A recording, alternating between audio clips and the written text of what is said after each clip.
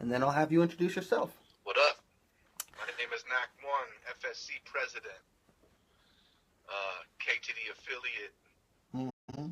Aerosol Funk, Graffiti Overthrow, Rapid Fire Crew, Free Your Soul, all those crews. I also represent hip-hop in general, you know that. NAC1 Cypher General, MC, producer, father, Mm-hmm. and community builder, public speaker, marijuana activist, all that. Good shit, man. That's hella real. Yeah, man. I remember. I don't even remember like when we met or how, but we've known each other for a few years, man. I remember meeting you at one of my first shows when I first got to Humboldt at Humbrews. Maybe that's what it was. You was like 15 or 14. I don't know how old. You was a youngster. Uh-huh. And you couldn't pull up, but you watched the show from outside the window. Yeah. And you and your homies were hella hyped. And it just gave me hella inspiration and hope for the next generation to come, because I could see you guys were fucking gonna be dope hip hop artists because you were so into it and had the spirit and all of that. So hell yeah. I'll never forget that, Jaws. Nice. You definitely were one of the youths that I was looking forward to. Like, I was gonna see what you were gonna do later, because I already knew that you had the heart for hip hop. For sure. I do remember that now that you mentioned that. That is the first time we met though, huh? I believe so. Yeah, it must have been. To my recollection, that's when we met. Mm-hmm. Like, that's when I pretty much knew who you were, your name, mm-hmm. and I knew you were into graph and mm-hmm. shit. And I was just checking out the scene. I was new to the town, so mm-hmm. I was just getting established, putting my roots down and stuff. Hell yeah.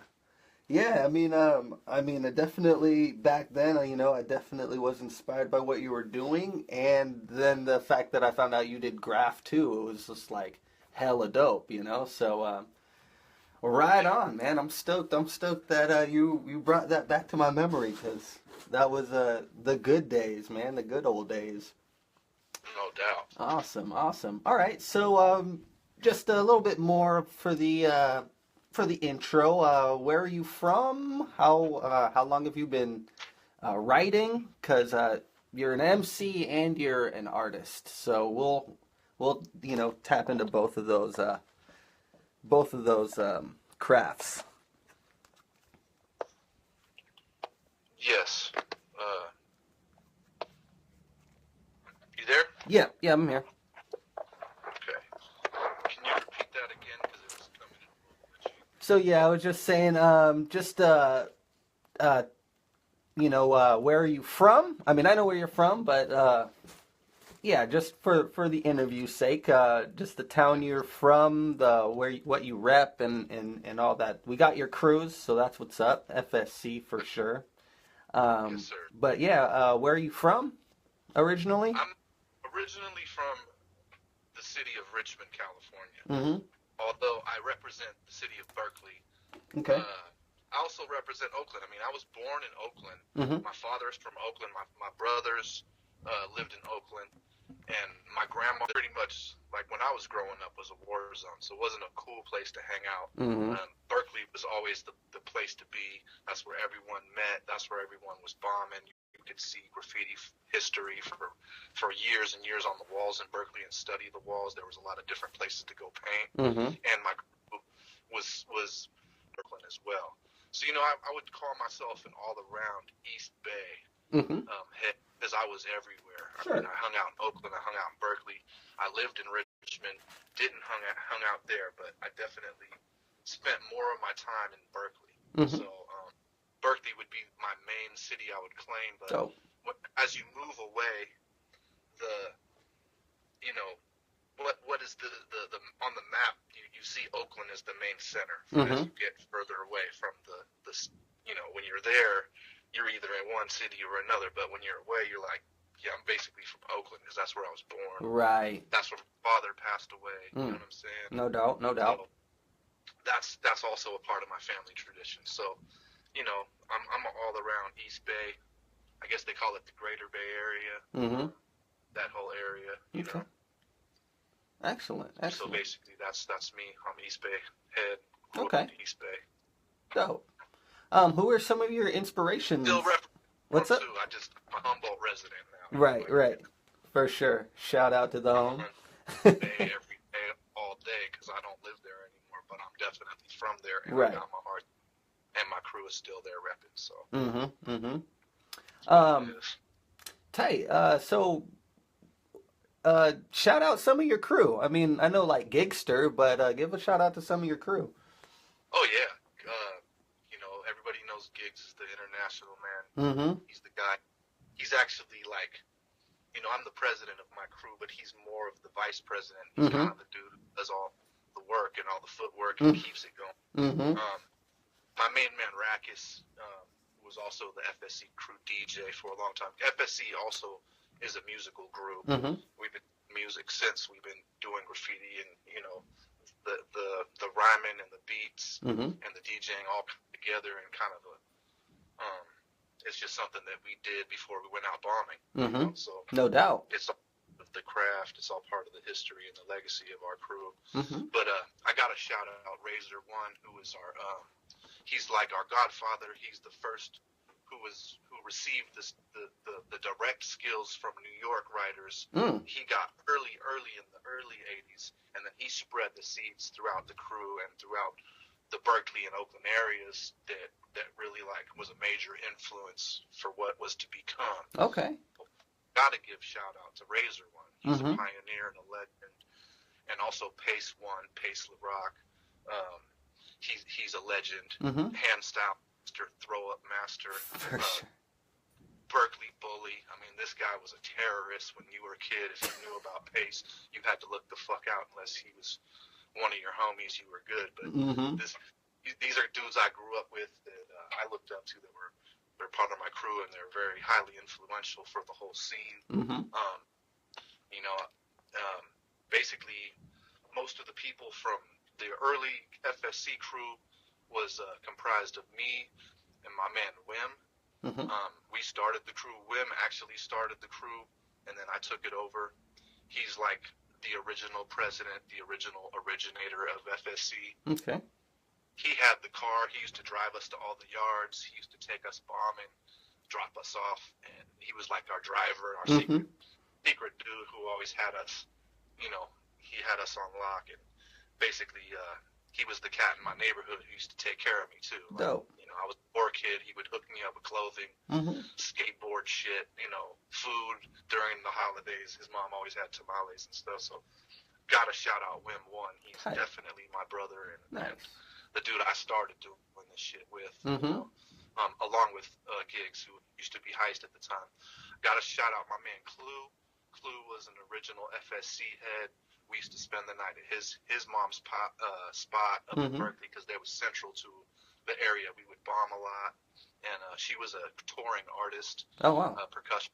And so she was always gone all summer, so we could take over the house, and she had a studio in there. So, of course, we used to break her microphones and fuck her studio quick, just learning how to rap and shit. Nice. That was also a big influence on where we became what we are. My man Marski, was an original FSC member that I came up with.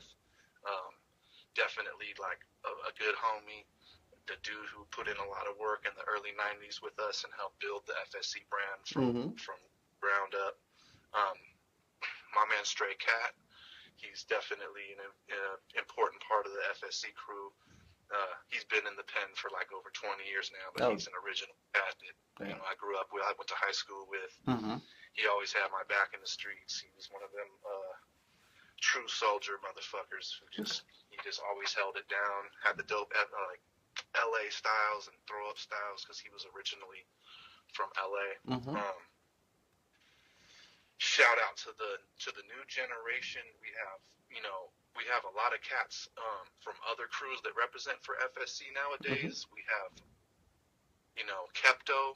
We have Mouse, who's prolifically active. He's pretty much holding the torch for the crew right now. He's keeping the OGs on their toes. He's always bombing. He's constantly pushing for the crew. You know, Another cat I cannot forget to mention is my homeboy Eves. Eves has put in mad work. He was basically like the little brother of the crew, and for years and years he wanted to get down, and for years we made him train and really go through all the basic training and all the different levels so that he could become an FSC level, and that's kind of like he paid his dues fully, and that's great to see how far he came since he was and we got dudes like King 157 rep for FSC crew, which is an honor because he's an internet star. Yeah. We got Scoo and Twick from ICP crew, who are the ICP generals. So really, that helps us, expand our brand in Cisco further into the different, just all the different crews. It makes the unity and the connection between the East Bay and San Francisco, because we were also we used to hit city pretty hard, and even though we were East Bay, we had our presence felt in San Francisco. We'd hit Muni tunnels. We would hit Psycho City was one of the places I did my first pieces. I learned how to paint. Norfolk Alley, cats that from the original foundation of Bay Area history and graph, we were there and we were building in those building blocks. A lot of the rooftops that you see out that are, been done for the last 20, 30 years now, we hit those rooftops when they were raw brick. No doubt. FSC crew was the first shit up on there. So a lot of those spots you see going back to the city, back to Oakland from the city, you see a lot of the rooftops. We were the ones that hit the motherfuckers the first time. Dope. Word is born. Like, that's the kind of shit we were known for. We were known for getting those high profile spots, rooftops, barred spots, freeway spots, dangerous shit. You know what I mean? Like, and standing out with something beyond just a throw up or a tag. Because we were into getting, semi, not burners, but like nice styles. Right. Those silver letters and shit like that. Right. Getting up big. Dope. Dope.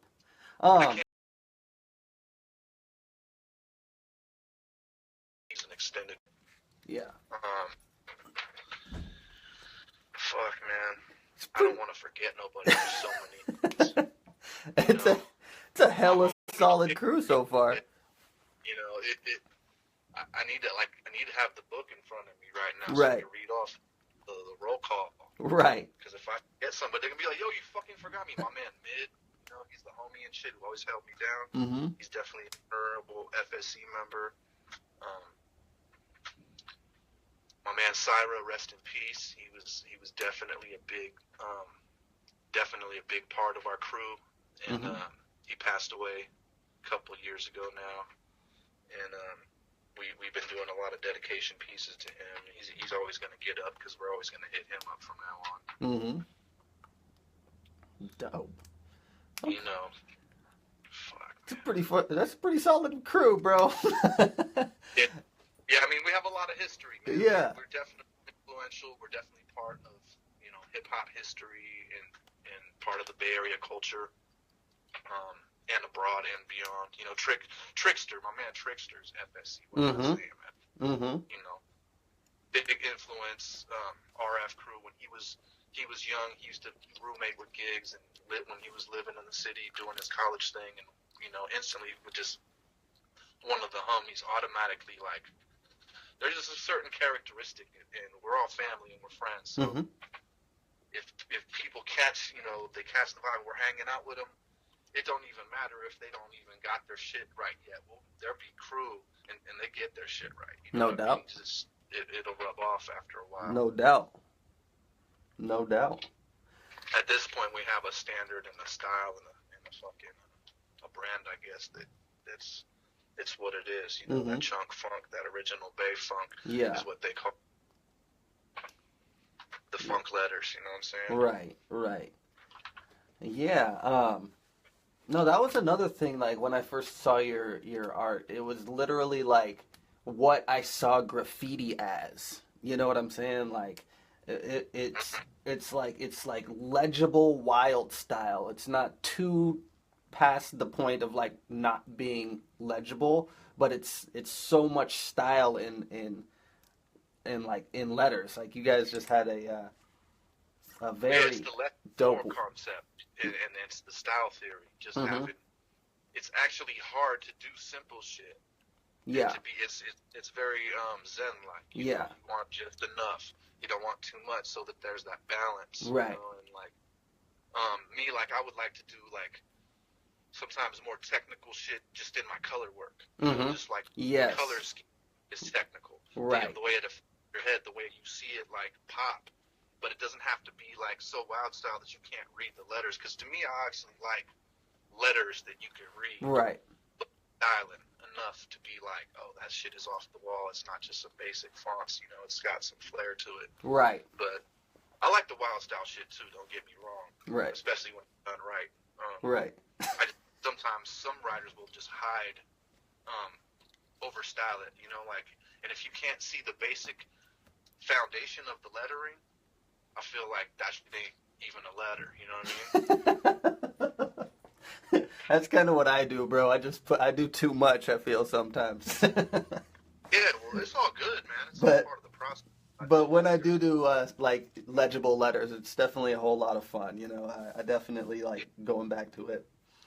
Well, back to the bombing and shit too. That's kind of why we were on that style too, is because we were pretty much doing everything at night and like illegally. So we were hitting shit fast and trying to keep it styling, but not too crazy. Right. You know what I mean? So right. we kind of built a style off of, you know, which is, we also do murals and do big ass fucking pieces and shit with crazy letters, but for the most part, keeping it funky and something that you would see on train panel. And something, you know, we're influenced from New York, from the Bronx, and that's definitely coming from the core base of the train panel style. And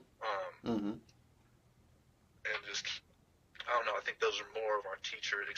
My style definitely comes from a lot of the OG New York heads, where I feel like the style came to a certain point where it was just like funky and simple and hella dope. And if you had dope letters and dope color schemes, that was like a standard of king shit. You know what I mean?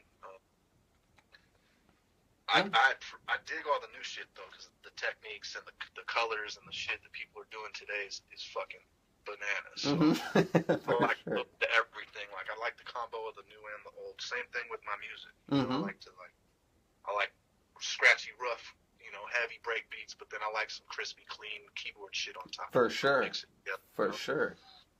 Bring the best of both worlds together. Yeah. All right, and to just add on to that, who were some of your inspirations? I mean, I guess in both hip hop and in graffiti. All right, hey, you got hella glitchy. Can you? I don't know what happened, but before it was sounding clearer. Yeah, it's cool. So I just said, just adding on to what you were talking about, who were some of your inspirations through graffiti and the like MCing scene? Fuck, I couldn't hear that, man. Sorry. Just inspirations that got you motivated when you were coming up. Still glitching? Oh, that sounds better. Okay, cool. I was just saying inspirations through graffiti and some of the... sounds better for a second, and then it just fucking sounds like fucking robo. Right. I wonder, maybe I'll try to adjust mine a little bit. Any better? Any better? Little... Yeah, I'm here. I just can't really hear you too good. Word. Yeah, I'm not sure. Looks like my Wi-Fi's doing pretty solid. Is it any better? It's better right there, yeah. All right, let's try here. So I was just saying graffiti inspirations and some MC inspirations that really got you stoked to continue the path. Oh man, fuck. Did you say what inspires me to MC? Yeah, and graffiti writers. Oh, and graffiti writers. Yeah. Okay. Well, since I'll go from graffiti into MCing, so I originally, you know, we used to get the IGT magazines from New York, Mm-hmm. the black and white joints, Okay. and a lot of the writers that I was studying, like that was like 88, 89 and shit when I was or 90s, 91, 90. I was looking at a lot of FC, TC5 shit. Mm-hmm. And so my favorite shit was like Cento, Darrow, and West, and Wayne, Whips, Wen, the like COD dudes from the Bronx. Mm-hmm. Of course, Scene, you know, UA and all the original Duster and all the dope like big name dudes. Right. But I liked a lot of the like underground, more like dudes like Keo and fucking Ghost, dudes like the Black Scene. He was another dude who wrote Scene. He wrote really? a little different. He was known as the Black Scene. You know, dudes that I heard about like Disc. My homeboy's down with Disc. He also goes as Smurf G nowadays. He's a beat maker and a graph artist from the old days from COD. My man Rackus went out there and, you know, painted with him, and my man Giggs went out and painted with Wayne. So we would actually get to kind of get influenced directly from those dudes too later on as after we met them. But originally I was looking at, you know, these old school magazines that weren't even in color. They were just black and white. So I was really studying the lettering, you know what I'm saying? And Doe's and a lot of those letters were just clean panel style, train shit. It was dope, funky, and it just had that certain like appeal because it was bombing and styling at the same time. And so with that kind of less is more concept, and you know, you throw a couple arrows on there, your letters look like they're dancing. All right. They got that. And they chunky and shit. The little bits that come off them, a lot of 3D styles. A lot of that shit I learned from the New York writers. Okay. And to me, I felt like that was appropriate, like to learn from the root where the shit started. So I've always been kind of like a hip hop fundamentalist when it comes to style and, you know, having that foundation and understanding that foundation, because without the foundation, how can you build? You know, what are you going to take it to next and innovate to your level? Right. So I was always looking at it like that. Those are the original heads. Dudes like Scheme, you know, all the cats that, because we also saw Star Wars, and that was heavily influential. So anybody who was in the Star Wars movie, you know, Scheme, Dez, you know, who's also, I don't know if everybody knows that, but that's DJ K Slay right there, Dez. And you know, just all the original dudes that pretty much held the torch from the train era, you know, into, I follow these dudes on Instagram still today, and they're still killing shit. You know what I'm saying? So it's dope to see that. You know, just the beauty of that, those dudes that influenced my style, and then where I was able to take it to, and based on my situation and my environment. You know what I mean? On the West. Then when it to lyrics, when it comes to hip hop, you know, Rakim is the first influence, the first dude who, like, when I heard that shit, I got goosebumps, and I was borrowing, like, my homeboy had a Walkman, and we were hanging out. I was young as fuck. It was like 80, and the Eric B and Rakim, you know, Follow the Leader album, I believe, and he was dope. And he put the headphones on my shit, and I held on to his Walkman for like a couple hours, and I let that tape play like more than once. So I was like in a zone. Like that shit got me open. Like, oh shit, I never heard anything like that. Like I'd heard dope, you know, I'd heard the Fat Boys, Run DMC, Curtis Blow, all the original shit, but up to that, like, lyricism and beat and like style, and like to me that was like verbal graffiti. You know, shit was so dope, you know what I mean? Right. And later I would find that, like, you know, I have influences also from jazz, from my pops, who was a saxophone player. And then when I seen Rakim interviews talking about he was a saxophone player trying to master playing the lyricism as an instrument, as Mm-hmm. if it was a saxophone, listening to John Coltrane, because I was already on that shit. Like, personally, that was my goal, to be as dope on the mic as my pops was on the set. I really looked up to, what I was trying to learn from, was already connected on that level. That was confirmation of what I was going for, was the right direction and shit. And of course, KRS-One was a big influence. He was kind of a father figure when I was growing up, and someone I would listen to for, knowledge and shit. Mm-hmm. And back those days when I was young, that shit was mind-blowing and Right. changing. Records were hella influential. Right. Not so much anymore. I'm an adult, my own man. I get, I have my own perspective, but Right. these dudes, you know what I mean? Yeah. Like, You in a way, dude. In a way, you do kind of remind me of KRS-One, man, because you have like hella positive messages, and the I mean, you probably write more letters than he does anymore, but yeah, dude, I could definitely see you're definitely like a product of that era. You know what I'm saying? yeah, the golden era, the boom Hella bap era, fresh. and so there's also the underground shit, because I used to listen to a lot of these tapes Mm-hmm.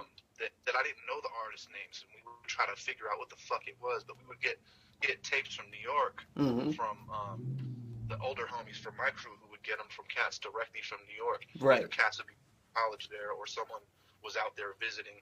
They copped some tapes on the street, or they recorded some shows when they were out there. Mm-hmm. We would get tapes of Kiss FM, Cool DJ Red Alert, Mm-hmm. Chuck out, Funk Master Flex, old school Funk Master Flex, like back in the day, all these mixtapes and shit. So that shit was hella influential to our rapping shit, because we were all into hip hop. Even though we were from the Bay, we mostly listened to New York shit. Tight. So a lot of the lyricism was just, shit that I got hyped on. Of course, I love EPMD, and I loved all the major shit that was out. But '88 is probably my favorite year for the level of lyricism. The Big Daddy Kanes, Mm-hmm. the rock, and the dudes like Percy P, Mm-hmm. and other underground shit that was dope as fuck that not everyone knew about then, and then later on, like the Breaking Out Adams album by Main Source was highly influential to me. Mm-hmm. And beat style, I love Large Professor and shit, so a lot of his that kind of like mentality of producer MC and being nice with both, that was also something that I gravitated towards, because I also a producer. So, dudes like Diamond D,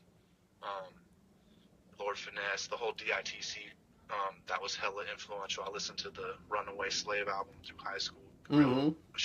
AG, that was real influential on my style. I pretty much like tend to like just go for like the best shit as far as my opinion goes. So, Right. Today I'm still listening to dope shit. There's different eras of shit. I've been a big Sean Price fan for the last 10 years. R.I.P. Man, that dude is incredible. Yeah, that was like that changed my perspective to, like, I grew up in the Bay with a lot of gangster shit, right? Mm-hmm. Was kind of opposed to it for a long time because I grew up with the shit, and I was just kind of sick of that kind of like shit, basically. Right. But when I heard Sean Price shit, I was like, oh shit, I hella relate to it, because of the criminology mentality I grew up with, and I understand it. I just don't like to like reflect that in my music. Right. I'm as well. I grew up in the hood.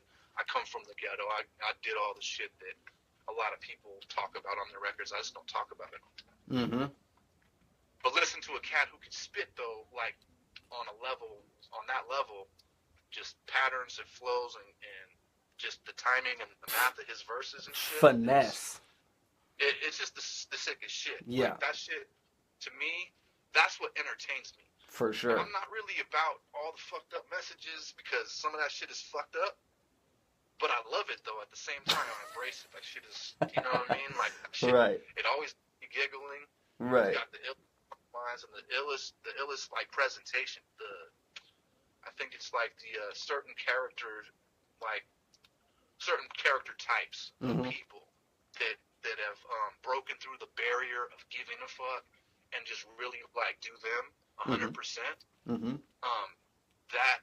That's what I'm about. So I love that shit. Hell yeah.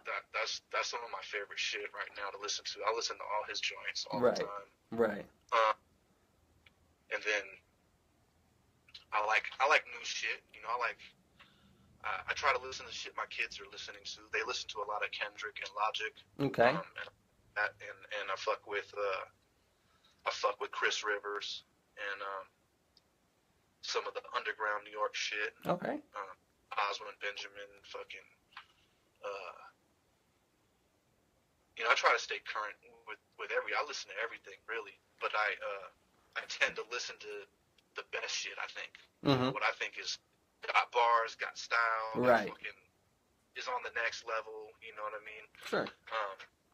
I love the Slaughterhouse shit. You know, I listen to that a lot.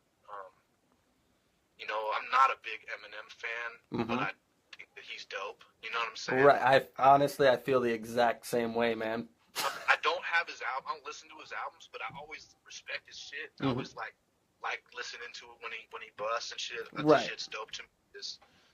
I don't know. I never was really a fan of that. Like the rest of the world is, I feel. Right. No, I feel the same way, man. I feel like he's very talented, but it doesn't necessarily like call me. He's not really saying things that I'm relating to or anything. I guess that's what it is. It don't speak to my soul. But you know who does? Like one of my favorite MCs of all time is Pharoah Monch. Like that. Oh yeah. Yeah. One of my favorite MCs, like I've been a fan since Organized Confusion, and since the early like Organized Fudge Pudge, like their first album. Shit, I had all the albums, and fuck with all the Pharoah albums. Like, yeah, heavy. You know what I mean? That I think Sean Price and Pharoah Monch are my favorite MCs. You know, and then Black Thought would probably, you know, and you know, there's more and more and more. Fucking, I love dope lyricists. Yeah. Cool. And I get into shit in different phases, but you know, I just been on one of pretty much listening to a handful of different cats and then really working on my own craft. Absolutely. Trying to focus on that. Absolutely. All right. So mentioning that, the next question that I will ask is, how would you describe your style? I know, obviously influenced, I guess, more by the East Coast, but yeah, just describe your like rapping style a little bit more. What's that? Describe how you would describe your rapping style. Oh, my rapping? Yeah. It changes a lot because it depends on my mood and the tempo of the beat and the style of the beat. Because I can rap a lot of different ways. I definitely have a versatile, but I would say the basic definition is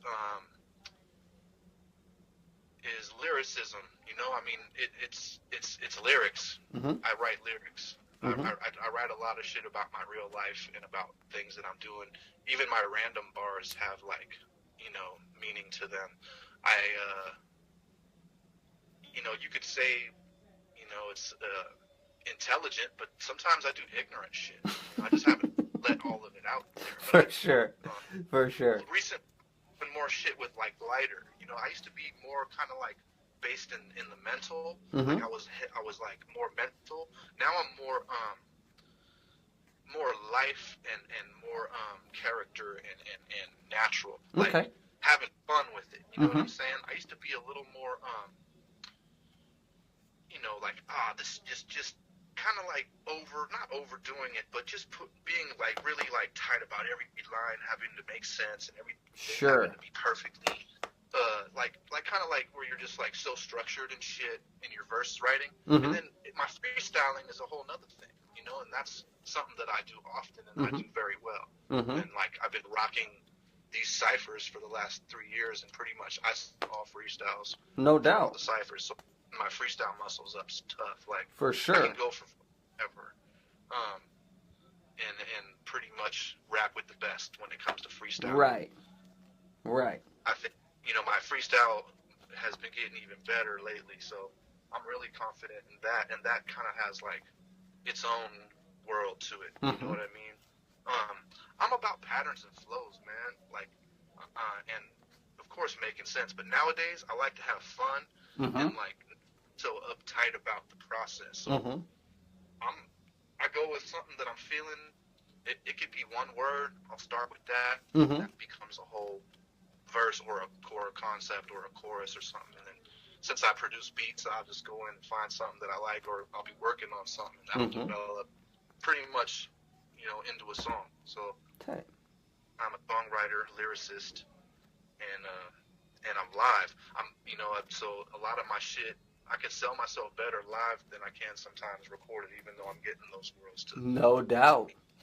You know what I'm saying? I'm definitely a live artist. Yeah. A live lyric. So, I could say that would be the definition of my style is live lyricist. Dope. Hella real, man. That's definitely another thing that I can applaud is yeah, man, you're one of the most consistent people I've ever met. That's for sure. And yeah, you can rock a stage, bro. So thank you. Yeah, big shouts to that. Hell yeah. Cool. Let's see. I have a handful of questions. I can hear you.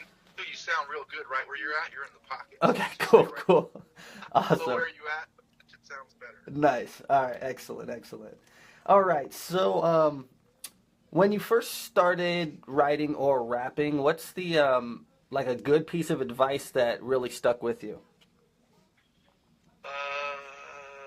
When I first started writing or rapping. Yeah, or honestly, whenever. Just a good piece of advice. I would say the best piece of advice I've ever heard for any artist in any form of art is finish what you start. No doubt.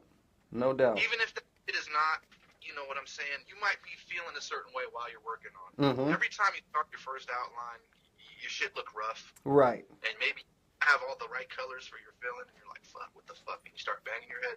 Or you're working on some song, but you only have so much of your verse done, and you're like, I'm not, I don't know. A lot of times you just need to fucking finish that shit. For sure.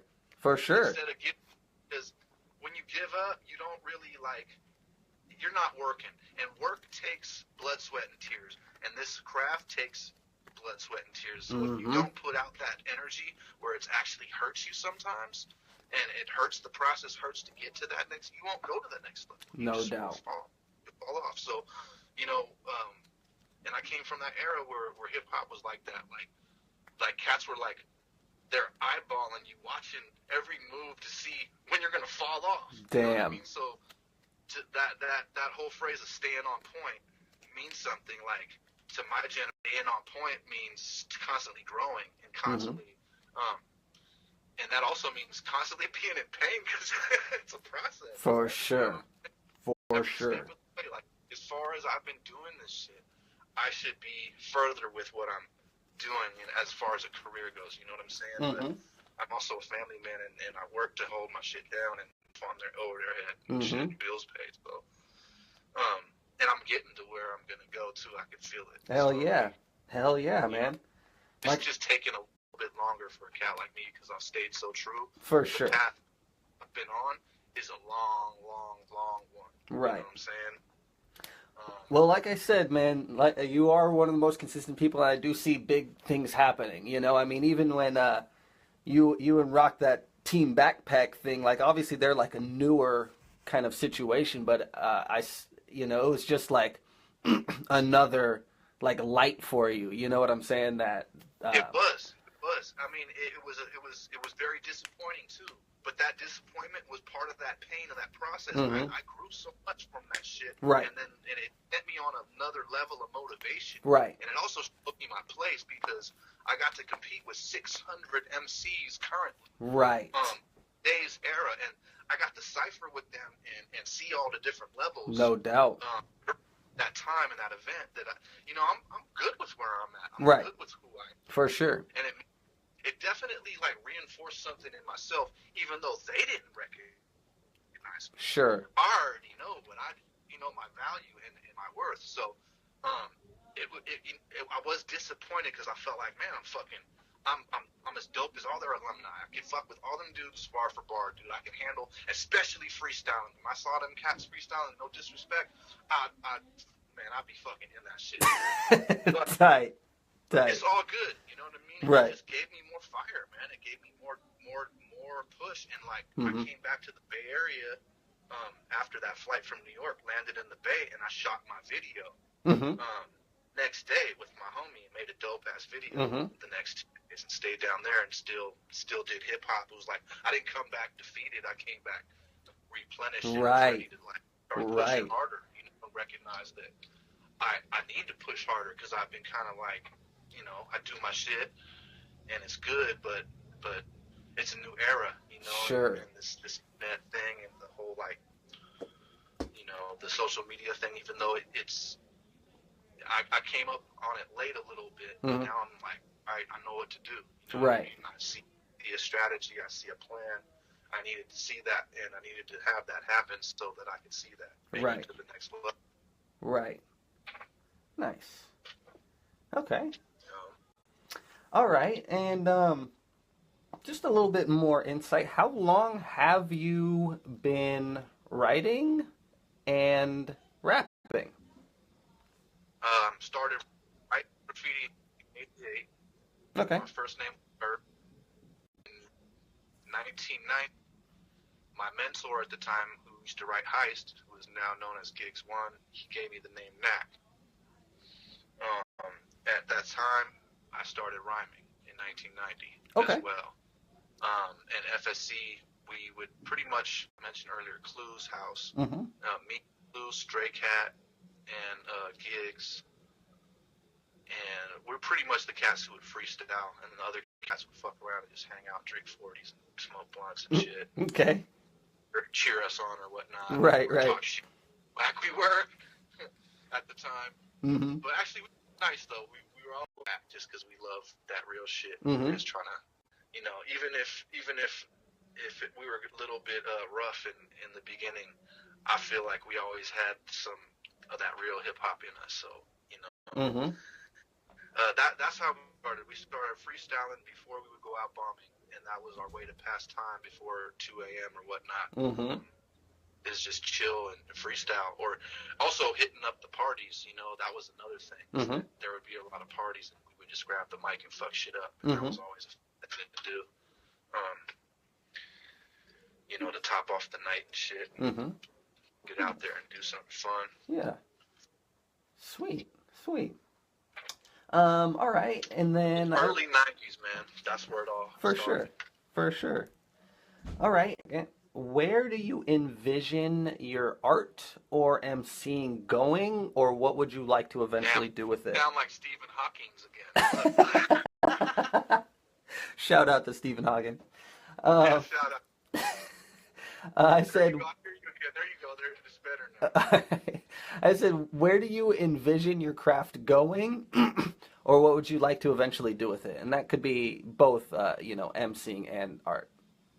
Yeah, I envision my music getting bigger and growing my brand for NAC1, and it's gonna keep on getting bigger as far as my crowd and my following, and where I go is I want to do on tour, U.S. tour and international tour. Keep spreading the love and the name and the art and the craft of hip hop, and then along with that, you know, teaching, you know, doing these workshops and stuff like that. I pretty much do that at the Cypher. You know, I kind of keep the direction of where it's by my knowledge and wisdom, you know, that I impart into the session. You know, giving love and letting people have a space to be safe to like fuck up. Because if you don't fuck up, you ain't gonna get nice. You know, you have to like bump your bit and like you have to get over the nerves and you have to learn about delivery and projection, articulation, and bringing it. You know what I'm saying? I thought I'd kind of be an example of that, and then never like degrade people when I'm doing full cipher. It's been changed a little bit. When it was at the store, it was an all ages thing, and I was really trying to tone down cussing too much and this and that. And then I can't control what people are gonna say and how they're gonna do it, but I guess I'm conscious. But then we've been doing it over at the gym lately, and I've had to deal with a couple of drunk, really whack MC dudes. And that shit just got on my nerves where I almost got back to my battling because I'm gonna fucking start taking heads off. You know what I'm saying? I still was just keeping it like, I guess a little aggressive, but like just in the way of like, yo, don't come up here with that bullshit. Right. We want to hear cats who are actually aspiring to be an MC. Right. If you're just fucking get laid tonight or trying to act like some cool guy, I'm not trying to hear that shit. Right. Right. That's just, sometimes when you're up there for fucking 3-4 hours, 12 fucking whack ass motherfuckers, you know what I'm saying? Like, no disrespect, but I start going from being the conscious positive dude to like, just fuck it and just go off on these, you know what I'm saying? Right. Flying shit.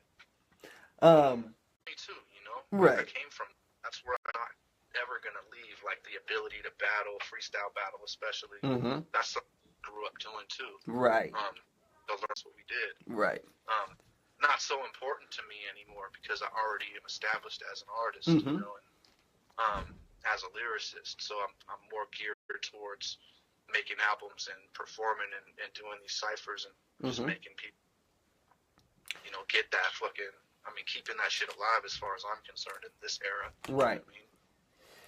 So out of all the ciphers that you've attended or like hosted and stuff like that, are there any names that are catching your attention right now? Oh, as far as like the local cats or Yeah.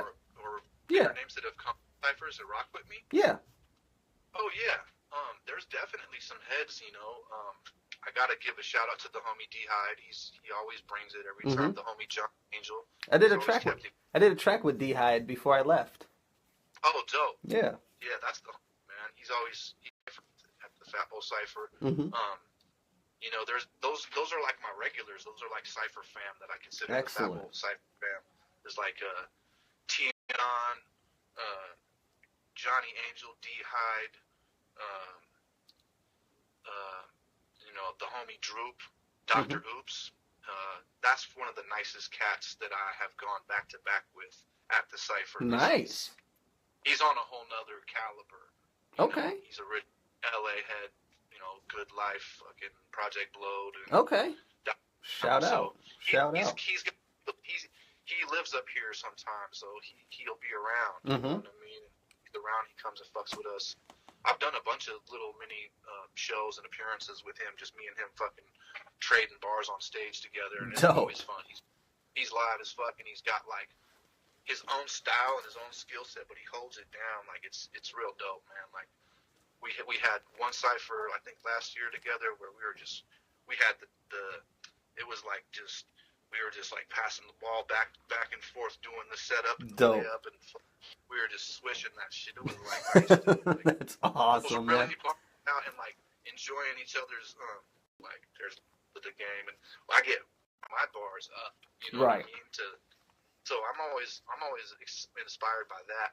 This brother named Honest who's around town, he's real nice. He's always, every time he came to the cipher, he spit some nice bars, clean style. He's got original style. Him and his crew are doing a lot of shit around town. Like Nice. they've been doing shit. I think his group's called Lyrical. Okay. They've been kept it. I like listening to him rap. My homeboy Professor Funk, always dope. Oh yeah. Shout out Zach. Shout out. Funk, he always gets better and better through the years. He's been getting, you know what I mean? Like, he surprises me sometimes. No doubt. I'm waiting for that collabo album to come out. Yeah. Yeah, I guess like Brian Swislow too, man. Like the fucking homie, like master fucking musician, and he can grab the mic and fuck shit up too. Really? It's pretty. Yeah, once in a while he'll just grab the mic and spit a verse that he had, or I don't know if he'd be freestyling, but he'll spit some bars, dude, and that shit is tight.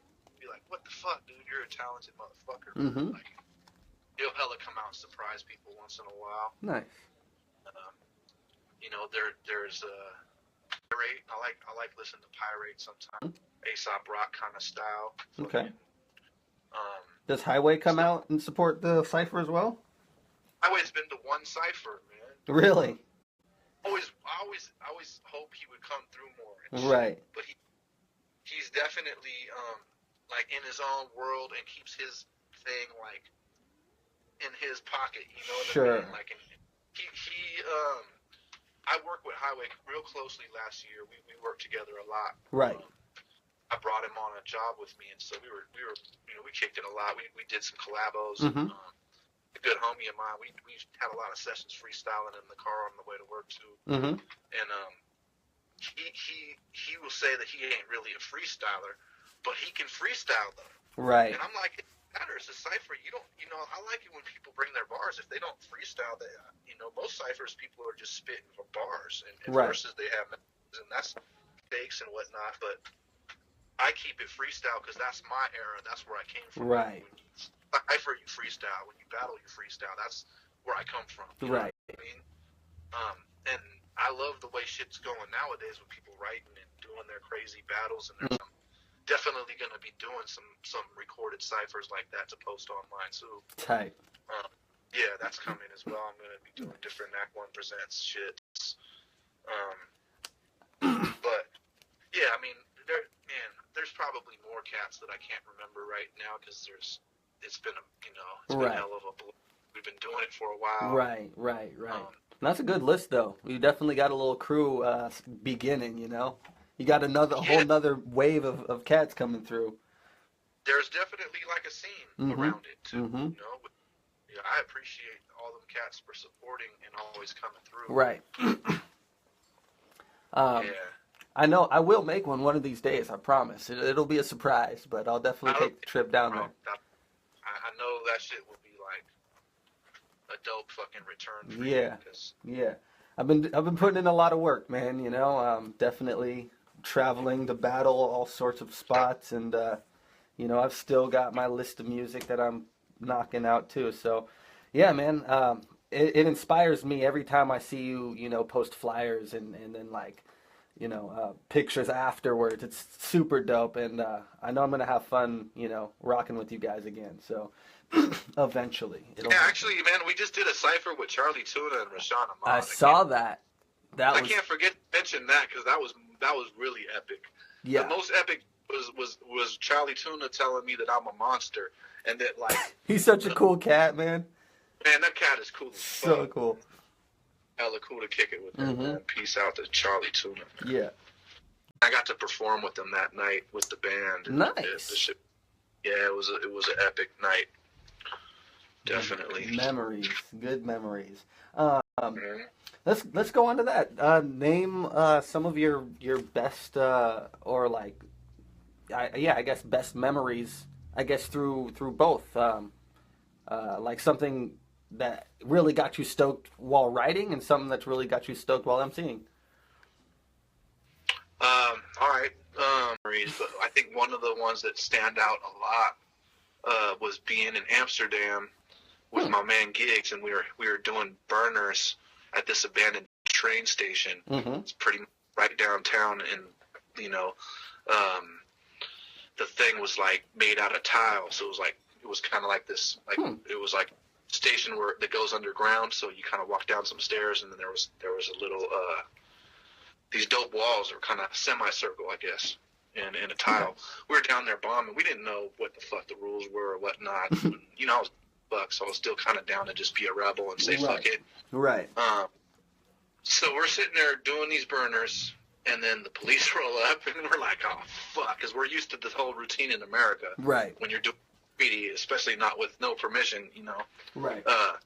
We just figured the place was so bombed, it looked like it was cool. You know what I mean? It was like these pieces, these put that time on these pieces. They didn't just hit them like real quick. Right. This is something they did daytime. The spot we could hit. So we're like, man, let's just do some shit and whatnot. So we started paying, and this cop came up, and in Amsterdam they're called politi. So it looks like it literally looks like polite. It's written on their shit. Uh-huh. This dude comes up to us, and we're like, fuck. head down, looking like, oh, we're about to fuck it. We used to get busted so much, we were kind of like, here you go. Right. You know what I'm saying? Right. We're just fucking doing our thing. Fuck it. We're either going to get busted or talk our way out of it. You know? Mm-hmm. That was reality. So this dude comes up to us, and he's looking at the pieces and shit around, and he's looking at what we're working on. Mm-hmm. And our shit was obviously, we had some dope burners going up. Mm-hmm. But, you know, he was like, he looked kind of concerned, and then he was like, so, hey guys, so, don't go over any of the other good pictures, and do a good job. And fucking left, dude, and we were like, oh shit! Like, that shit blew our fucking mind. And you could smoke on the street and hang out and smoke. You know, it was, obviously, it sounded like a great idea at 19. So, yeah, we just packed a hash bowl and started sparking up right then and finished our burners. It was amazing. That's dope, man. And there was lots of dope stories from that trip. Like, that trip was action-packed like a motherfucker. Like, we did all kinds of our trains. We did all kinds of shit. It was wild. Dope. So, that was very dope. Shit, some rapping shit. Mm-hmm. I got a lot of rapping things, too. Mm-hmm. Like, you know, I've done a lot of shows and hosted and had to kick it with some of my favorite artists and shit. I think one of the significant ones was up here in Humboldt. KRS-One came to town. He was playing at Mazzotti's. We were rocking. His set was dope as fuck. It was, you know, it was back some time now, and I was still hella like a fan of his shit. Mm-hmm. And yeah, but basically, at the end of his set, he said, "Want to rock with me right now," or some shit like that. He was looking directly at me, and I'm like chilling front row with my wife, and we're all b-boyed out. I got my like fisherman hat on. He's obviously like, "You an MC? You look like an MC." Dope. Word. Of course, I'm fucking get up on, like, I was on stage. Boom, instantly. Right. You know what I'm saying? Right. Passed me the mic. I started up busting some dope shit. Like, I started out with a verse and then went into a freestyle so that I could, like, big up him. Yes. And it was like, I spit some clean-ass bars, some dope shit. Uh-huh. I got crowd hype, and I got him hype. He gave me the, like, ooh face. Yeah, like, yeah. Art. So dope, dude. So that dope. shit to me was one of them levels of confirmation. Right. I'm doing the good. I'm doing what the teacher saying. You get a grade A. I'm fucking good. You know what I'm saying? Hi, dude. So after I broke the ice and started rapping, of course, like 12, 13 motherfuckers jump on stage and proceed to go down the line, and most of them were really whack. I gotta say, so they were horrible. And the mic comes back to KRS-One. And he's already done with his show. Like, this was just a little encore joint. Right. Probably did on every town he goes to, just invite MCs and see who's nice. And, like, he passed the mic back to me again. Didn't pass it to nobody else after that. So dope, dude. And his show, I was the last rapper on the mic. Fuck yeah. And I crushed it. It was dope as fuck. It made me feel good as fuck. It was like one of them levels. Like, all right, cool, man. I got my approval. Yeah. You know? I can now go to the next level. So dope, man. That's hella good to hear. Life experiences, man. That's what I build on, definitely. That's them things that you can't take away from a person. It's Absolutely. Absolutely. The facts still remains. You know? That's it. So, that just made me think of another question. What's one of the best shows you've been to? Do you think that would be the one, or... Man. Yeah, I mean, no, that's not the best show, and definitely not one of his best shows. One of his best shows was in 94 at the what was that spot called? Was it Marina? It was a spot in San Francisco. It was a really big concert hall. It was a packed house. It was him, De La Soul, the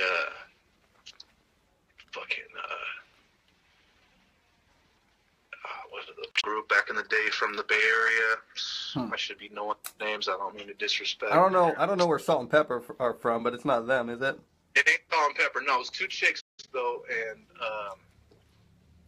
you know, I think DJ Pam the Funkstress was down with them. You know, from the man, I can't remember their name right now, but that shit was a dope-ass show. Okay. Hella dope. Nice. And then Organized Confusion back in the day was hella dope, too. Mm-hmm. Gangstar. Yeah, it's hard to say. Like, Wu-Tang, like, no, when Redman and Method Man played up here in Arcata at the fucking community center, like in 2009, they blew the fucking roof off the place. I was there, bro. I was there. You were there?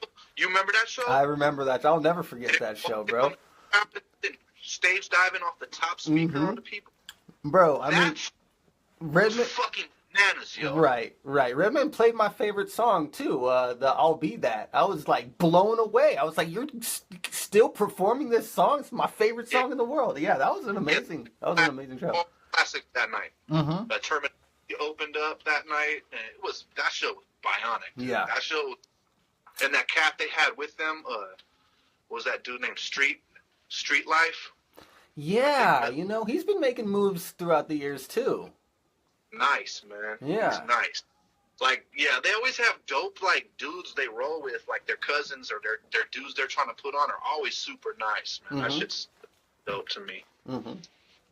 Hell yeah. I always be looking out for them dudes. Like, I hope that dude comes up or his name starts shining soon. No, this shit is nice. Have you ever seen Ice Cube perform? No, I've never seen Ice Cube. All right.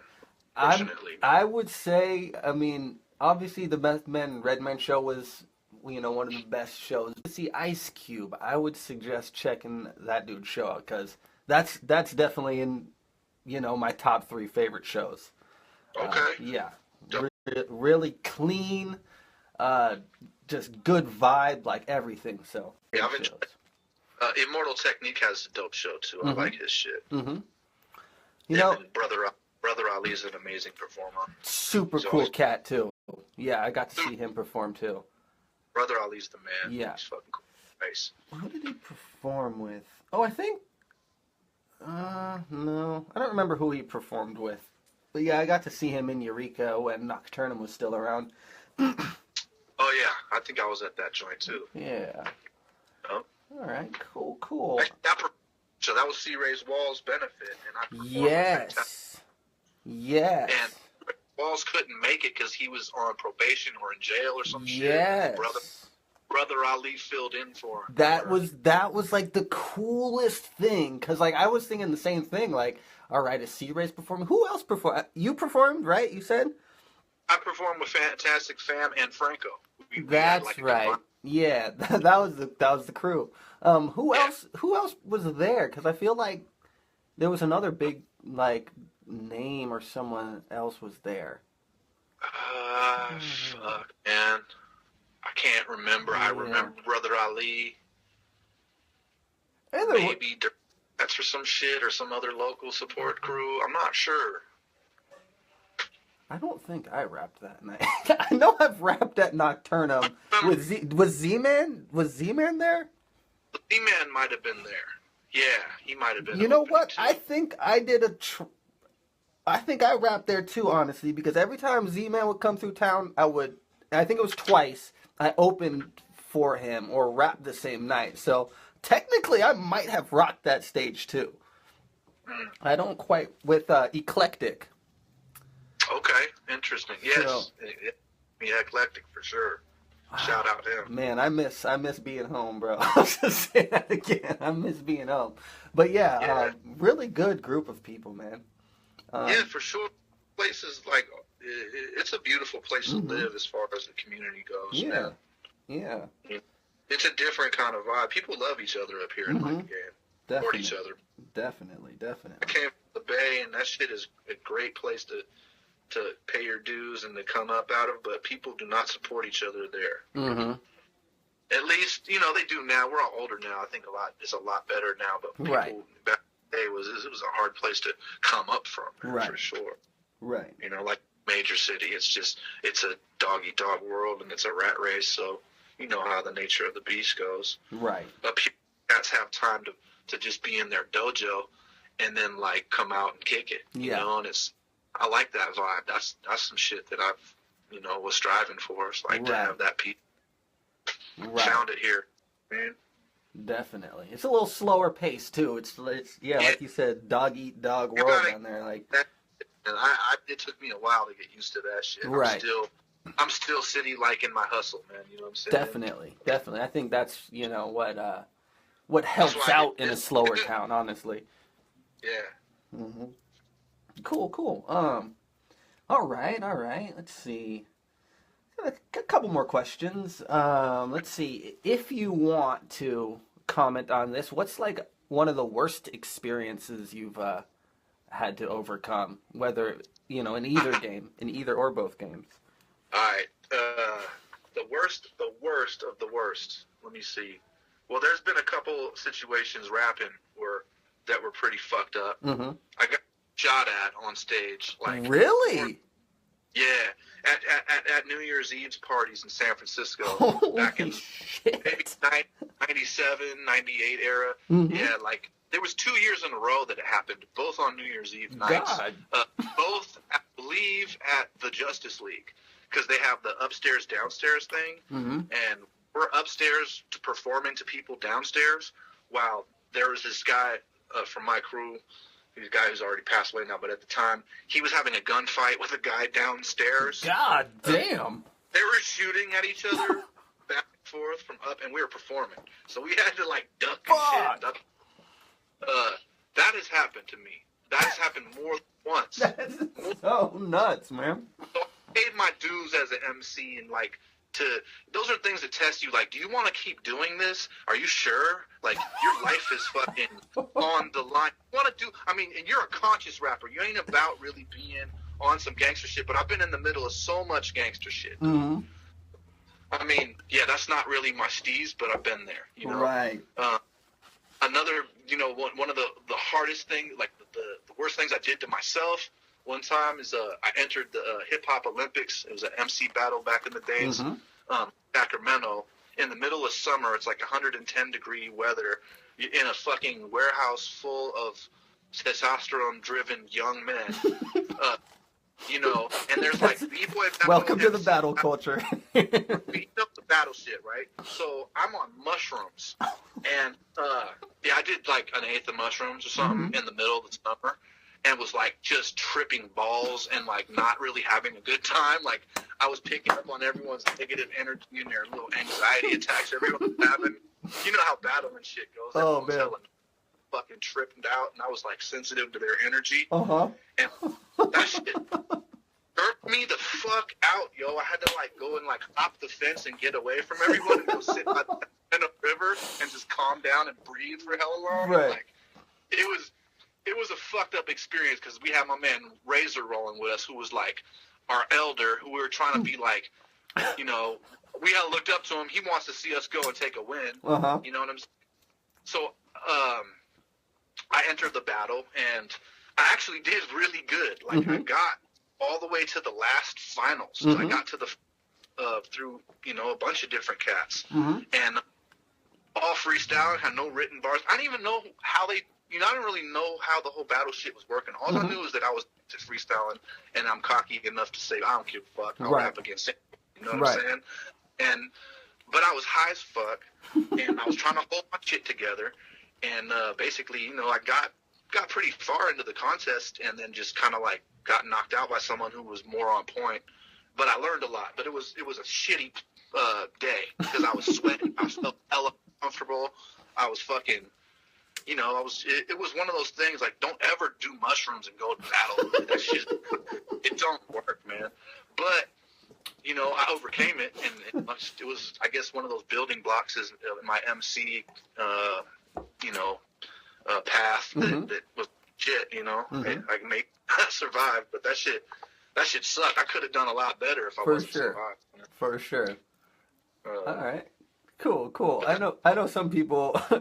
Shout out to Dirtbag Dan, actually, who I think went somewhere overseas, probably even to Amsterdam, and took mushrooms and had a battle. So that just reminded me of that. So it's Oh pretty yeah, funny. damn, word up. That's some shit. Yeah. If you can do that shit and pull it off, that's awesome. Right. Yeah. I haven't done that yet. I've always battled sober. You know what I'm saying? So far. Yeah. So Yeah, far. I would do nowadays, man. Right. Shit. Savage. Right. That's a good story, though, man. I like that. Yeah, that's real shit, man. And it's funny for me now. I love laughing about shit like that. But at the time, I was like hella mad at myself. Right. For sure. For sure. For sure. I could have done better. You know what I'm saying? Right. Right. But it's all good to take an L, man. That's part of it. You got to take L's. That's part of the process. Absolutely. If you don't come back, then you lose for real. You know? Exactly. Real shit. Is there a story you want to share about like sometime you went out bombing or something like that? Can you say that again? You're getting that Stephen Hawking effect. I said, is there like a graph, a negative graph story you'd want to share? Oh, a negative graph story? Yeah. Yeah. I mean, there's so many fucking busts and shit. I mean, haven't okay, one night we're out in West Oakland, we're about to hit the BART spot that you could see from the BART, high rise in West Oakland there. And we're basically, it's hella dark, pitch black down there. It's fucking all, like hella ghetto and shit.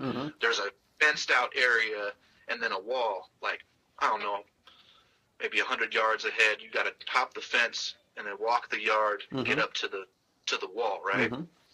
We hop the fence, we're walking up to the wall, and I see a fucking, like these green lights, looking at me, and it was basically night vision goggles. Really? And we ran up on the back of what at the time I believe was known as the West Oakland Riders, and they were a group of police that used to like basically kind of like take advantage of the neighborhood, and they were collecting money, they were punking people, they were getting money off of hookers and tips and drug dealers, and keeping all the shit going. You know what I'm saying? They were investigated, and I guess I don't know if they got indicted or what, but there was a big story about it. You could look it up. About Oakland police corruption shit. But anyway, I believe it was the same group of dudes because it was the same era and the same time. And I believe just monitor their spots so they could see, making sure they were getting their money and shit like that. Wow. Or they could have been they were doing police business. They were basically scoping out the projects. Okay. I don't know what they were doing, but we ran up on the back of them and they freaked the fuck out.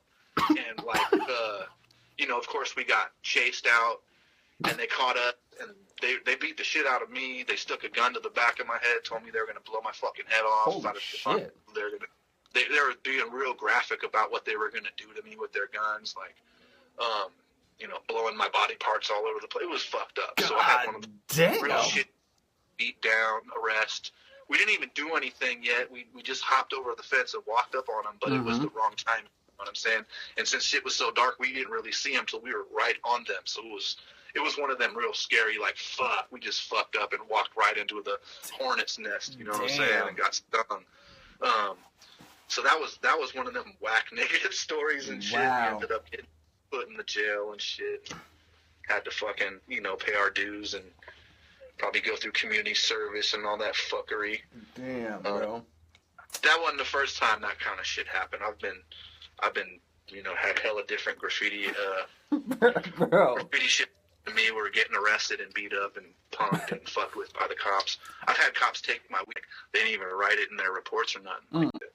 Wild. Like, so yeah. you've been shot at on stage rapping, and you've had a gun to the back of your head while doing graffiti.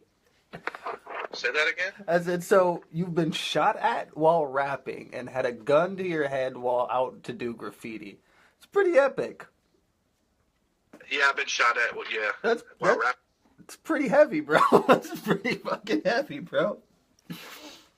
Yeah. Well, yeah, I feel like you've earned your dues. What's that? I feel like you have earned your dues, respectfully so.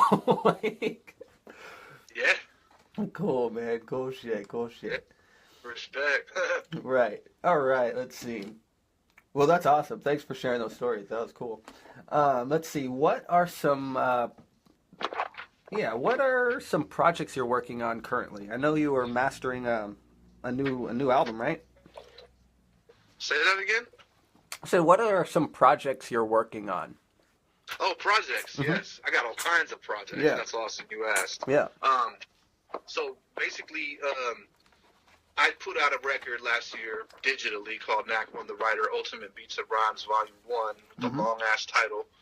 And I kind of put it out there like, because I finished it, and I mixed it and mastered it myself, but it wasn't the best mastering job. So I'm like, yo, I took this shit, I'm taking it back to the lab this month. I'm going into the real fucking studio with the real engineer, and we're mixing it properly, and we're getting it mastered. I'm going to put out some vinyl and CD. Oh, nice. And re-release it digitally. Because it's like one of my dopest projects, but it just didn't, I can't make another album that's not sonically as better than the last, you know what I'm saying? Sure. What I ended up doing is, I'm going to retitle it. I'm doing a new cover. The artist, my man Razor One from the crew, did the title, did the cover for me. And so now I'm just going to call it NAC1 The Writer Deluxe Version. Nice. And I'm added new songs to it. I got better mixes, more banging, more clear, more fucking, like, it'll sound good universally on everything and shit like that, beyond standards of today's sound quality. What I did, my mix sounded good. It was just real loud and not as dynamic. I see. And it, you know, I was using this certain compressor and this, you know, I'm learning a lot about engineering. So I'm still a student in the engineering department. Sure. And I'm constantly getting better. My sound's sharper. It sounds more knocking. It's more clear. But there's still more to learn, and I'm willing to, like, pay for my shit to sound right. Right. You know what I'm saying? Right. So it also gave me a chance to, like, market it the right way, because I didn't put much into marketing. I just said, yo, I'm doing an album, and I put it out. Sure. Kind of like, here it is. But I always feel like as an independent artist, you have that ability to do whatever the fuck you want with your music. And me, I'm like, yo, I worked really hard this year so I could make a little extra money so I could put it out the right way, and then actually put something into the marketing and do a little more, do some more videos and shit. But right now there is a video of 1,000 Books that you could check out, and that has, you know, that's one of the singles from the new album that reps the graph and the rap and shit. You know, it's all barred out. It's just a wild style b-boy type of joint. I'm pretty sure I watched that. It's a well done video. That's the one I did when I came back from Team Backpack last year. And I work with my man Tail from the Bay, who's one of my brothers, and it's all fam and shit. And he's an ill videographer and does a lot of mountain bike and motocross bike videos and shit like that. So he's got a real ill skill set with the video production. So I'm hoping to work more with him pretty soon here and put out some more stuff to promote for the reissue of the remix of the deluxe version, The Writer. Okay. And that album title is a double entendre, of course, because I'm a graffiti writer and a lyric writer. Yeah. So, you know, that's my, like, album that I have official. It's about to just be dropping really, really soon. Nice. Again. And then I also got an album with my brother, my blood brother, Cam Wallace. Oh, wow. Who's the homie, you know, he's living up here in Humboldt now, so we've been doing a lot of music together since he moved up from Oakland. And we have a project called the Wallace Brothers that I should start leaking out some of the joints. They're hot, you know, like everything I do with my bro is on some lighthearted fun, like we get super stoned and talk shit, have fun. So our shit is more jokey and more light. It ain't so, like, it's still bar heavy, but it's like on some fucking, like, brothers hanging out and, like, punching each other and shit. You know what I'm saying? Right. Was that Stop? It's not Stop. No, that's Don. That's my brother Don. Okay. But my brother Cam, me and Stop have the same mom. Okay. Me and Cam have the same dad. Okay. You know what I'm saying? Okay. We have a bunch crazy Brady Bunch dysfunctional shit going on. I know. Yeah, you know, we're all fam. I don't call them my half brothers. Right. No, right. We all grew up in the same fucked up houses and shit. So we all have the same similar experiences and shit. We're real fam. Sure. So yeah, I got that joint with him, and then I'm working on this project with this cat named Dopamine 189, who's one of my, you know, real close homies that basically I started rapping with them he used to be known as Elias or the Knockout Artist, part of a group called Misfits of Styles, who their president of their crew is Dub Esquire, who used to be known as Havoc, you know, not Havoc from Mobb Deep, but Havoc from MOS, Mr. Styles crew. And they've been doing shit since the early 90s, too. And those are the cats I basically started with. We were like the MCs of the crew. Back in the 90s, the crew used to throw on these different parties and jams. And we were the cats that would entertain cats. We would do ciphers and rap and just do set. And so, you know, I've been rapping with them since I was 16. I got Dopamine on my new album, The Writer, so you'll notice towards the end, his verses start popping up more because it kind of gives you an idea for my new shit that I'm gonna be working on. Nice. So we have a group called Serious 2, and we've been doing tracks all this year and last year, kind of compiling an album together at our own pace. You know, there's no deadline for that. We just haven't. Okay. We get inspired. We send shit in between each other, and we've been up a dope track list of some fire ass shit. He also produces too, so we go back and forth on the production. Like, I'll make a beat, write a hook, put a verse on it, send it to him, and he'll drop his verse. Then he'll make a beat, drop a verse and a hook, send it to me. And so we're building that like just on some like full participation. Both of us are making beats and putting concepts together and like meshing them together. So it's coming out dope, man. That's we have some awesome. He's hella barred out and hella street too. So it's gonna have a different perspective for people who listen to my shit. They're gonna hear something different. It's gonna be more battly, more barry, more street-ish, shit talking. You know what I'm saying? And having fun too, of course. So dope, man. I'm excited to hear that shit. And still serious too. We some serious lyricists. Yeah, you know what I'm saying? That's tight. That's tight, dude. Yeah, Big that ups. shit's gonna be hard. Big ups, man. And I got the Fantastic Fam Music project. I actually got a new project I started up called The New Mutants 2.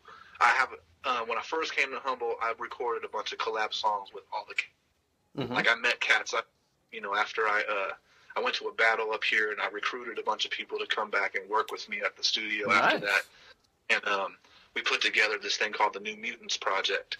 I got like Sonny Wong and fucking Thoth and Franco and a bunch of dudes that I was fucking with at that time. I haven't put that joint out, but that's like the New Mutants is based on the X-Men comics from the Marvel comics, the next generation mutants, you know what I'm saying? Sure.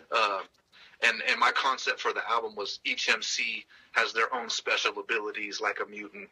That's dope. Especially if they're nice, I like them. So I was calling all the mutants to come and collaborate on this concept album. That's so fucking awesome, man. It's comic book cross. So it's very similar to how Wu-Tang has they got their secret, their second identities as a comic book character. Sure. It's similar to that shit. So I've done a bunch of, whole record of new singles for it called Super Dope with my homie Tayamu Denku from Milwaukee. Oh, wow. And that shit's fire, man. That's going to be the first single off of the New Mutants 2. And then that's also the project where my daughter, Mystique, really shines because she likes to rhyme as a character.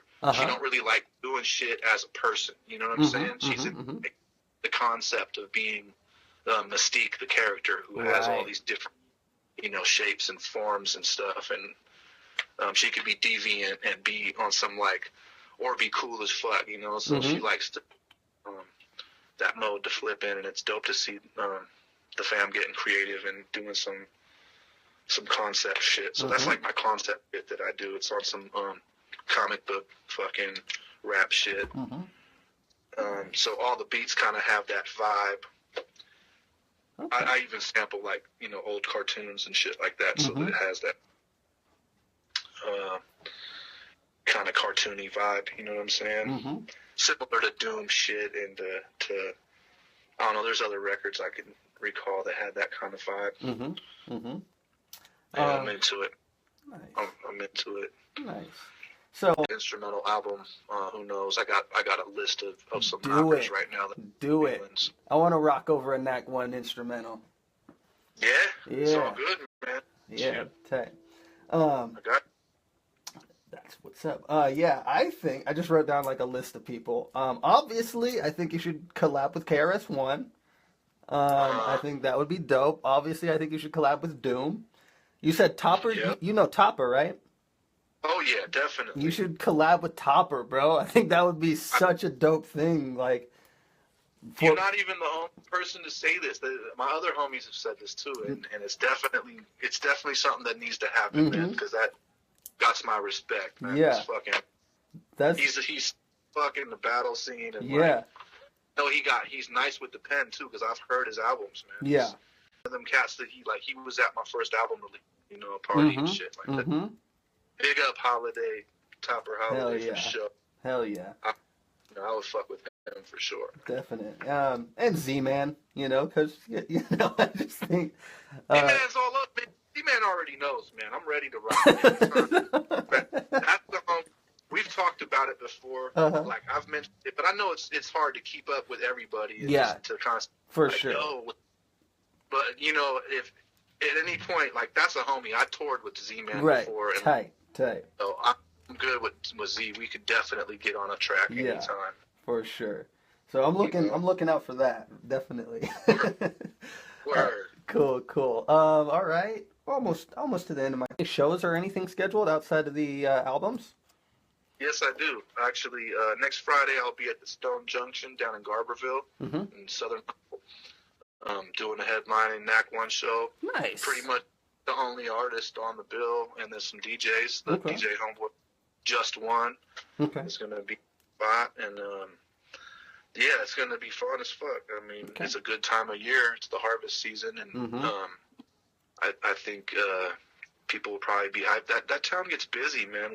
When you do a little show down there in those little bars, they pack up, man. Right. There's not else to do that in that area. Exactly. So they want to go out for sure. I'm rocking down there, and then on the 19th, I'm at the Emerald Fair, which is going to be a bigger show. I was supposed to do with the DJ Gabe Pressure, who's a dope DJ from around here, and so I'll be rocking like concert style.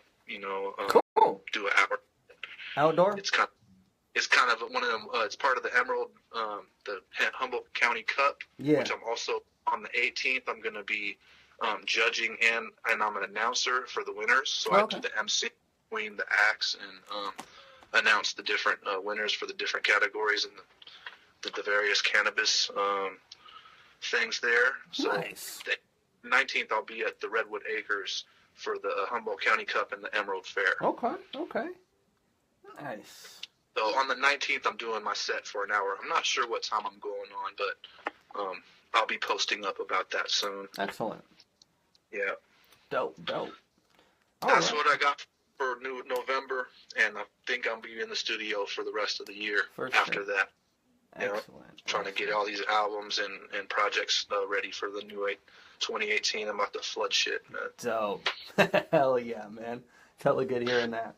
It's been a good year for NAC1, man. This year is the first year that I haven't booked myself for one show, and I've been doing hella shows. Like, no doubt. I've been definitely getting it in, and people have been calling me.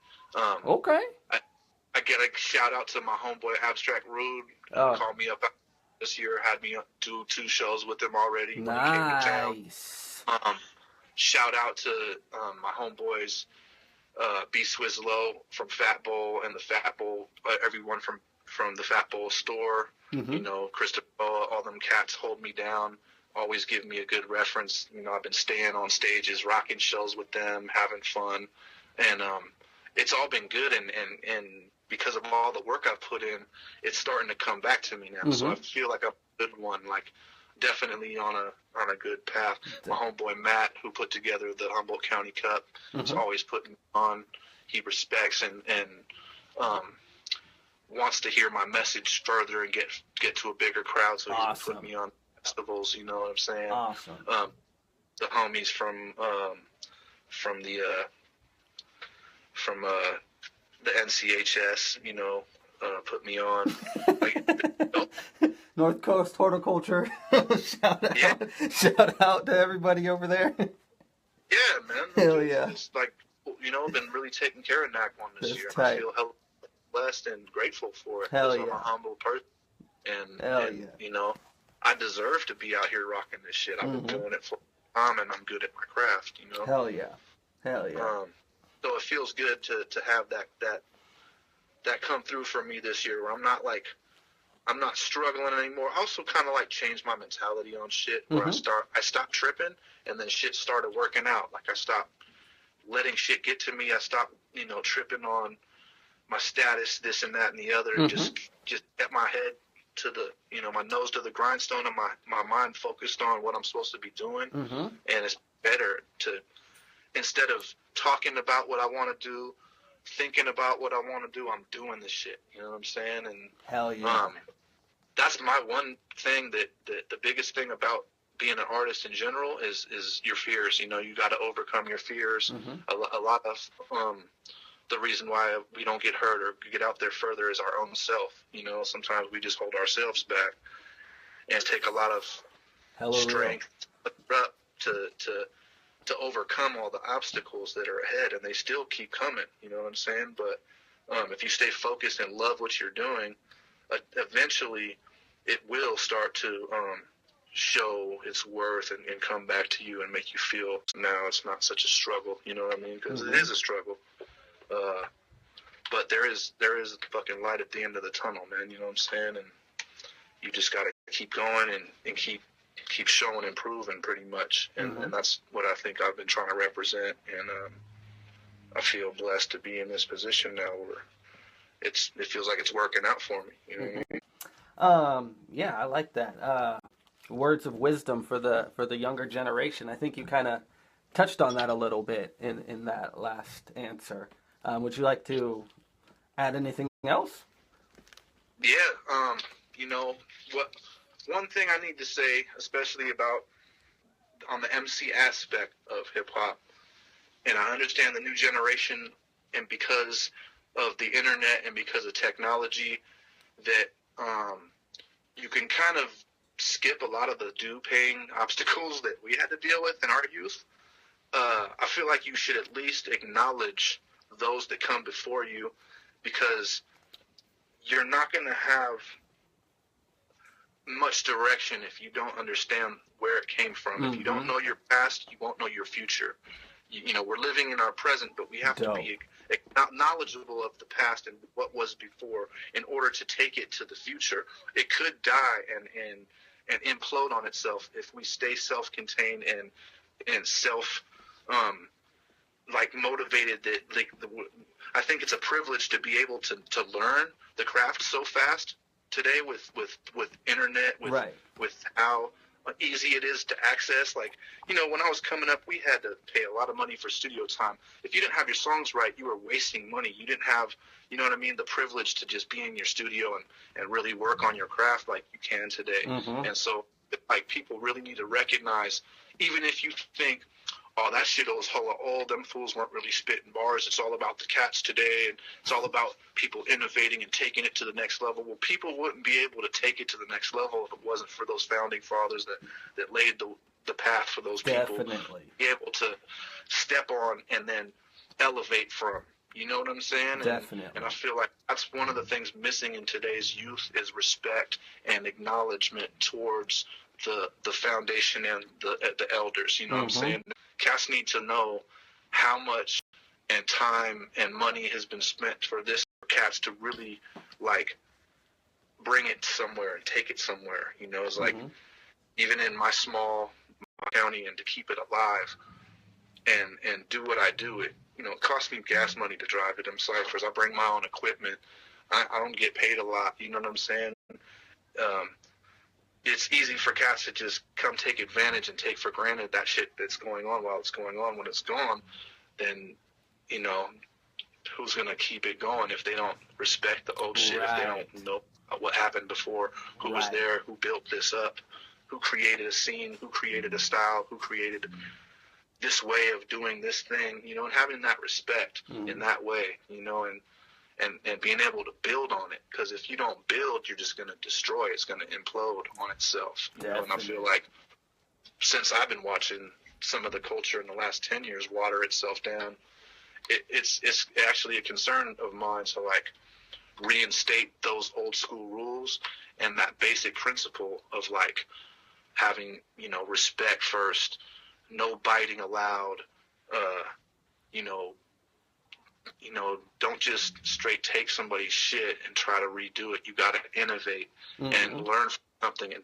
create it and make it your own, because each individual has their own voice signature, their own tone. Absolutely. So that always adds to, you know what I'm saying, and take that, what is you, and put that into your art, like your soul, your purpose, who you are, represent what you feel in your heart and your mind, and then create with that. You know, that's what you should draw from, instead of what's hot and what's cool. Right. You know, you know, and that's just some words from a true artist who, for sure, who cares about art.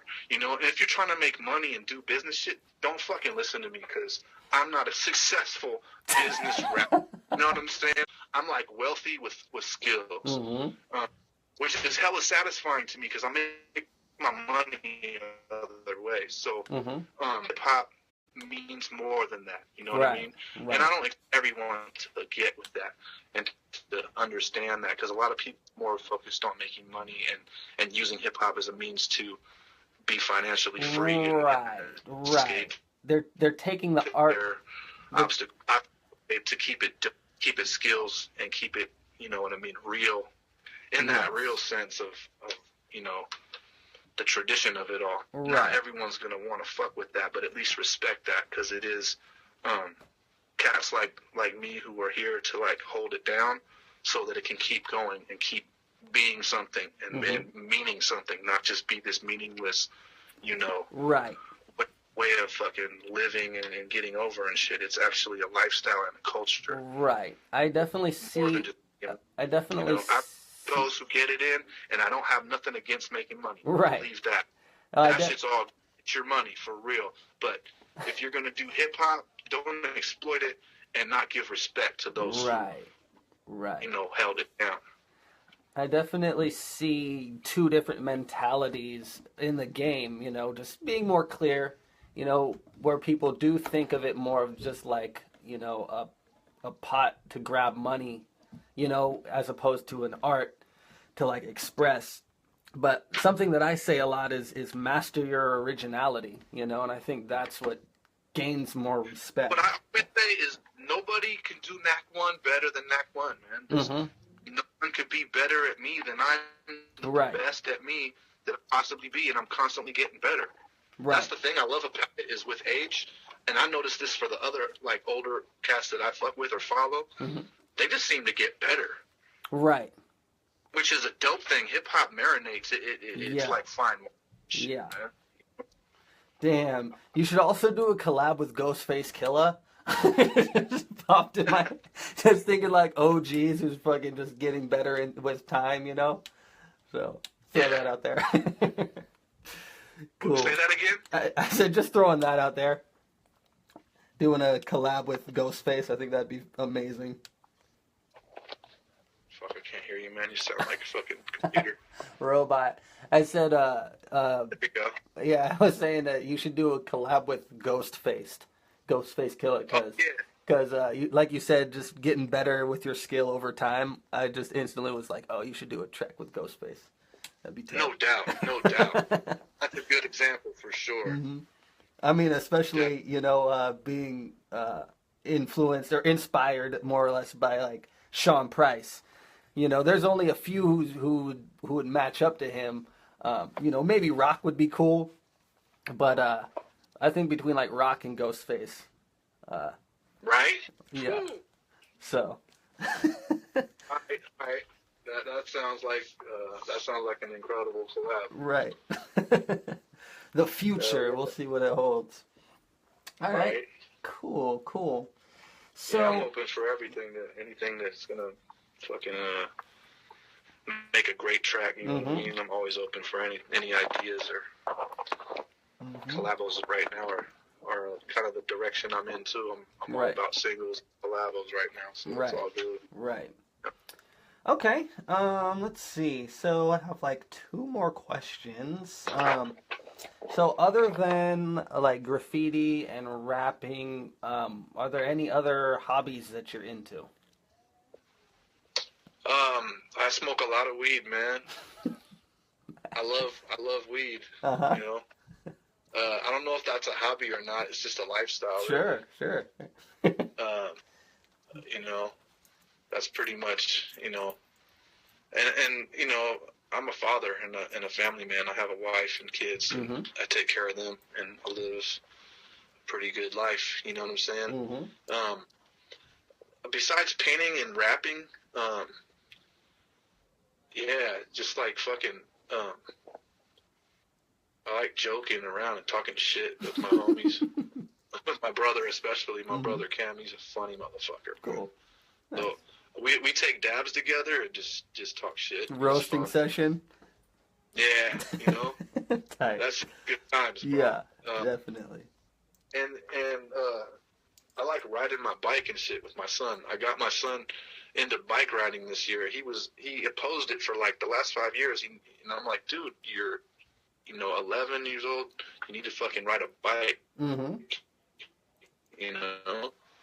And he was like, no, I didn't want to ride a bike. He wanted to ride scooters and other things. I'm like, dude, you need to check it out. We live in this dope-ass area where we could go on trails and all kinds of dope shit. Right. Right. Shit. And I finally got him to ride one day, and now he's been asking me to ride bikes every fucking day after work. It's dope. Nice. So I go out, we go around the neighborhood a lot and just, like, find a new trail or a new little, like, path we can find, and it's dope, man. Yeah. I moved this year, and I'm up by the Sequoia Park Zoo and shit now. And, it's the dope area to ride bikes around, man. It's pretty dope. Yeah. It's definitely, that's what I've been doing. Exercise, just get my cardio on and shit. Right. It's definitely another, awesome thing that is in Humboldt County, man. Is the trees, bro. I definitely miss it. I'm homesick, bro. I really am. But such an epic for that. Right. Views, scenery. Yeah. Definitely. I feel like I'm fucking living the Jurassic Park movie and right. shit. It's dope. Right. Cool. The Ewok village and shit. Right. All right. And I'm from the city. I live in these redwoods now. It's dope as fuck. Yeah.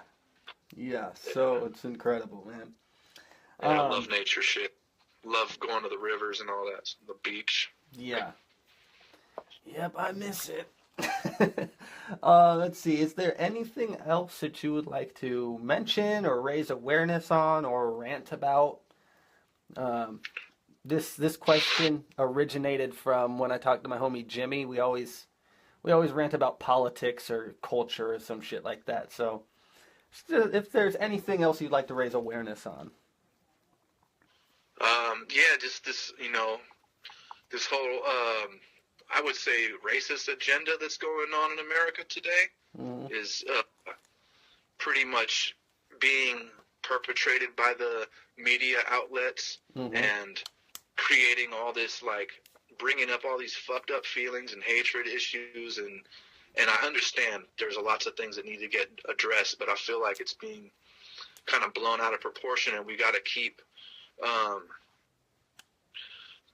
reminding ourselves that there is unity here, and music is one of those things. Food, people break bread together, and we need to keep it on that level. And I don't know what to say. Like, there, as far as as far as the division goes, I just feel like people need to realize that we're human beings, man, and that shit. It's a tragedy the way that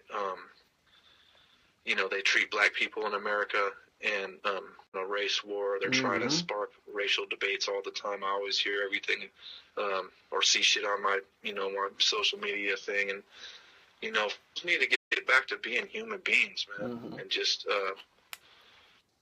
everyone has struggle, and I understand that shit is what you look like and where you're from and your economic status. I don't know, man. I'm a universal human being, and that's what I want to represent. Sometimes it's hard to put it all in words and say what I'm trying to say. But you know, I took that moniker from the Zulu Nation: peace, love, unity, and having fun. For sure. And I roll with that. You know what I mean? And I represent that in my music and my art and what I bring to the people.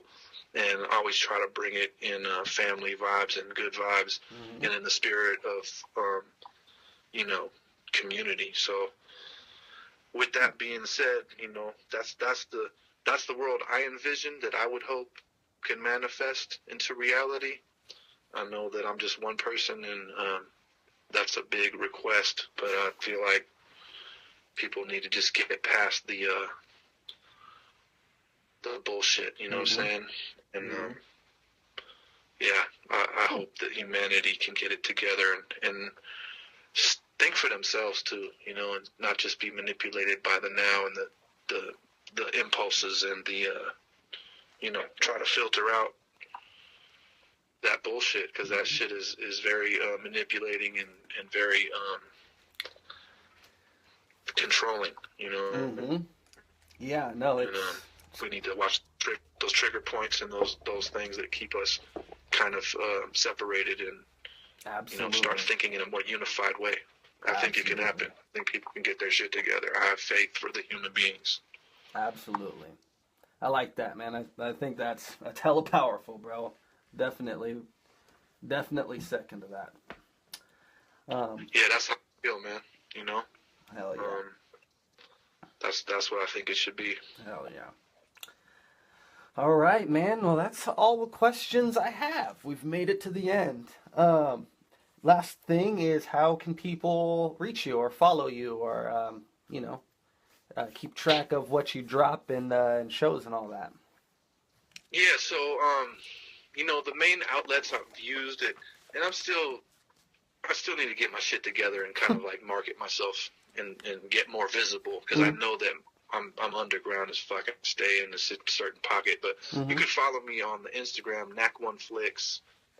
At Facebook, I have an artist page, NAC1. You can give that a like, but you know, it's easier to connect it direct to me through the NAC Wallace page on Facebook and on Twitter, and then my NAC1 videos on YouTube.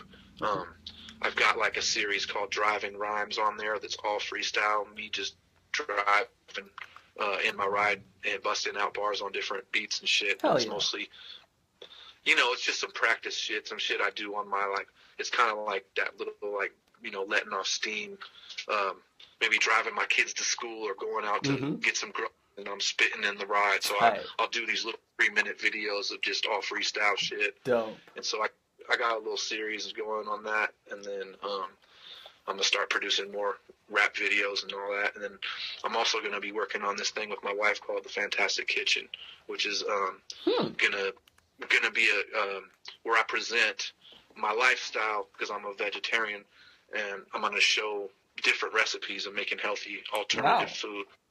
For hip hop, it's gonna be hip hop based, because I'm gonna put my beats in there and have links for songs.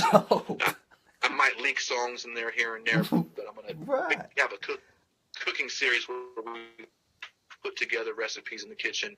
You know, my wife's gonna be the star because she cooks more than me, but I also get down in the kitchen.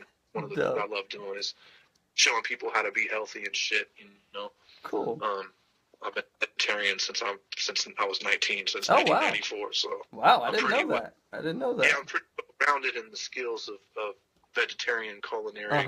You know, I get down in the kitchen, and my wife is a chef, so she'd be throwing amazing, you know, Mexican vegan food and stuff that I think people will be hip to it, because a lot of people are into their health, and I think that's one of the things for the older cats in hip-hop. I've seen a lot of people go into this health thing. I've seen, like, Jadakiss and Styles P open up their juice bars, and, you know, I've been seeing the awareness spread. I saw that Waka Flocka was making fucking vegan blueberry muffins and shit. I'm like, yo, man, this is actually, like, this is actually a thing. Like, I need to jump on this, because this is part of who I am, too, so...